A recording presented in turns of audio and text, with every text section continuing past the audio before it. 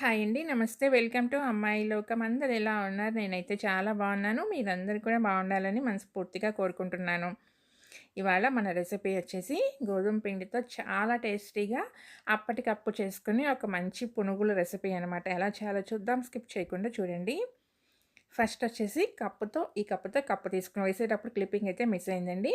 అందుకని చూపెడుతున్నాను. ఈ కప్పుతో కప్పు గోధుమ పిండి తీసుకున్నామనమాట. దీన్ని ఒక నిమిషం పాటు లో ఫ్లేమ్లో పెట్టుకుని ఫ్రై చేసుకుందాము.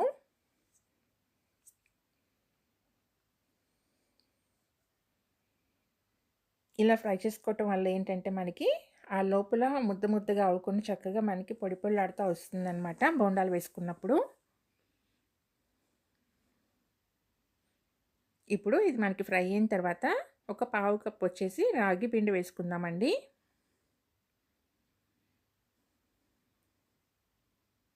రాగి పిండి వేసిన తర్వాత ఇంకెక్కువసేపు ఫ్రై చేయాల్సిన అవసరం లేదు. ఆ వేడికి మనకి సరిపోతుందనమాట. ఇది ఫ్రై అయిపోతుంది.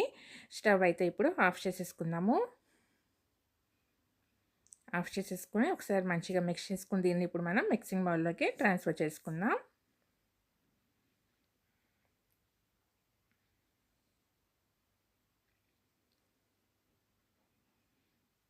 ఇప్పుడు దీంట్లో వచ్చేసి ఒక టేబుల్ స్పూన్ శనగపిండి వేసుకుందామండి. శనగపిండి వేసుకోవటం వల్ల టేస్ట్ చాలా బాగుంటుంది పునుగులు. రుచికి సరిపడినంత ఉప్పు, ఒక టీ స్పూన్ వచ్చి జీలకర్ర.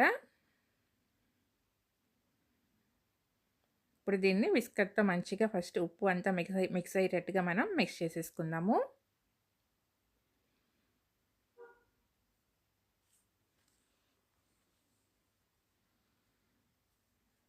ఇప్పుడు వచ్చేసి దీంట్లో ఒక అరకప్పు ఇడ్లీ పిండి వేసుకుందామండి.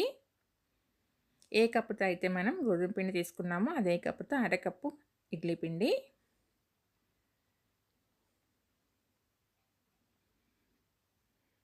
తర్వాత ఒక టేబుల్ స్పూన్ వచ్చి సన్నగా తరిగి పెట్టుకున్న అల్లం ముక్కలు, ఒక పెద్ద ఉల్లిపాయ, 2 పచ్చిమిర్చి వేసుకుందాము. కారం అప్పుడే మనకి కరెక్ట్గా సరిపోతుంది.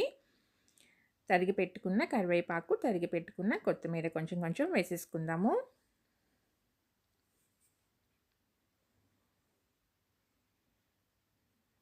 ఇప్పుడు దీంట్లో వచ్చేసి సరిపడినన్ని నీళ్లు పోసుకుంటా మనం గట్టిగా కలుపుకోవాలండి. పిండి అయితే అస్సలు జారు కాకూడదు అనమాట. ఎందుకంటే మనం పునుగులు వేసుకోపోతున్నాం కాబట్టి పిండి పలచనైందంటే నూనె ఎక్కువ లాగేసుకుంటుంది. ఇలా ఇడ్లీ పిండి వేసుకోవటం వల్ల మనకి మంచి క్రిస్పీగా వస్తాయి పునుగులు. తర్వాత ఇంక మనం దీంట్లో సోడా ఉప్పు కానీ ఏమి వేసుకోవాల్సిన అవసరం ఉండదు. ఎందుకంటే ఇడ్లీ పిండి ఆల్రెడీ మనది పులిసే ఉంటుంది కాబట్టి ఇంకా సోడా ఉప్పుతో అవసరం ఉండదన్నమాట.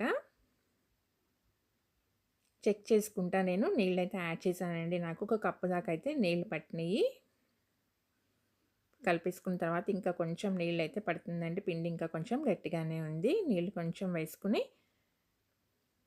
చూడండి, కన్సిస్టెన్సీ మనకి ఇలా ఉంటే సరిపోతుందనమాట.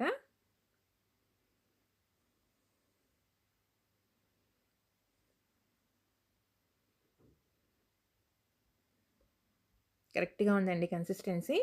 ఇంకా మనం నూనె పెట్టుకొని నూనె వేడెక్కిన తర్వాత చిన్న చిన్న బొండాలాగా వేసేసుకుందాము. అప్పటికప్పుడు మనం వేసుకోవాలనుకున్నప్పుడు ఇలా ట్రై చేసి చూడండి. టేస్ట్ అయితే చాలా బాగుంటుందన్నమాట. మీరు గోధుమ పిండితో వేశారని చెప్పినా కూడా ఎవరు నమ్మరు, అంత టేస్టీగా ఉంటాయి. నూనె వేడెక్కిందండి. వేడెక్కిన తర్వాత మనం బొండాల్లాగా వేసేసుకుందాము. మార్నింగ్ బ్రేక్ఫాస్ట్‌లో కానీ, ఈవినింగ్ స్నాక్‌లో కానీ చాలా బాగుంటుంది. నూనె కూడా పీల్చవండి ఎక్కువగాను.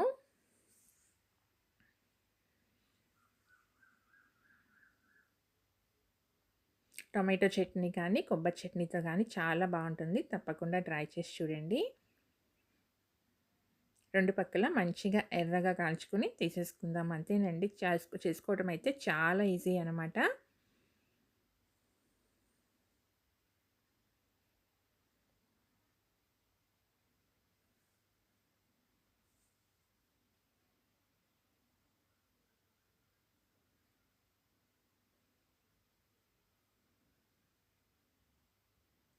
అంతేనండి. మంచిగా ఫ్రై అయిపోయినాయి. ఇంక తీసేసుకుందాము.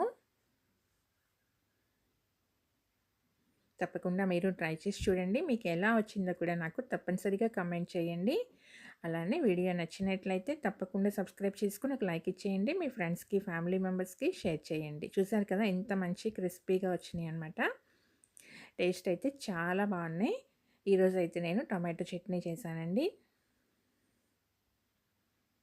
తప్పకుండా మీరు ట్రై చేసి చూడండి. ఈరోజు రెసిపీ అయితే ఇంతేనండి. రేపు ఇంకో కొత్త రెసిపీతో మీ ముందుకు వచ్చేస్తాను.